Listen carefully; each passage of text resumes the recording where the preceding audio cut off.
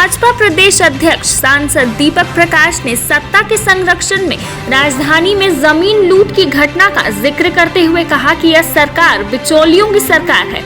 इस सरकार को चलाने वाले अफसर भी नहीं है, मंत्री भी नहीं है। सरकार के निर्णय को प्रभावित सत्ता में बैठे हुए लोगों के कॉरिडोर में चलने वाले कुछ ऐसे तत्व हैं जो खनिज संपदा को लेकर ट्रांसफर पोस्टिंग से लेकर जमीन की दलाली करने में लगे हुए हैं।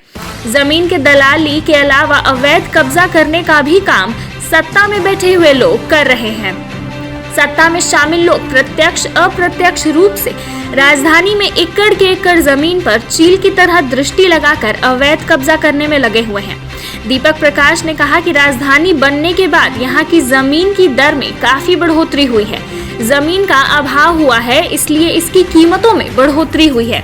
उन्होंने कहा कि रांची के हेहल कठल मोड़ खाता number 119 Kailashpuri corporative housing society 1982 में बनी थी और इनमें जिन गरीबों के पास घर नहीं था उनके लिए घर उपलब्ध कराया जा रहा था। 12 एकड़ जमीन पर घर बनाने में सभी बेघर लोग लगे हुए थे। 2020-21 तक जमीन की रसीद भी उसके नाम पर काटी गई थी। रजिस्टर 2 में भी उन सभी लोगों का नाम है। समिति के लोगों ने अपने अपने जमीन की बाउंड्री भी की थी, पर अब जनवरी के माह में सत्ता में बैठे लोग सत्ता के इशारे पर कोऑपरेटिव की जमीन को अवैध कब्जा करने का काम कर रहे हैं। इतना ही नहीं, उस जमीन के बगल में अन्य जमीन लगभग 120 एकड़ सत्ता में बैठे लोग कब्जा करने में लगे हुए हैं। दीपक प्रकाश ने कहा कि जब वहां के लोगों ने सीओ के पास फरियाद किया तो उनका जवाब था कि हम कुछ नहीं कर सकते, इसमें ऊपर के लोगों का हस्तक्षेप है। एसडीओ के पास गए, वहां भी कोई जवाब नहीं मिला। डीसी साहब भी इस प्रकरण में बेचारे नजर आ रहे हैं। इस पर कमिश्नर का भी आदेश है कि यह जमीन कोऑपरेटिव की जमीन है। दुर्भाग्य से पूरा शासन व्यवस्था, वो चाहे राजस्व विभाग के सचिव हो या अन्य अधिकारी, सभी उत्तर देने में असमर्थ साबित हुए हैं, क्योंकि सत्ता में बैठे लोगों का इन अधिकारियों पर पूरा दबाव है।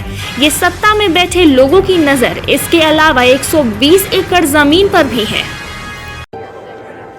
Every welcome you've never known.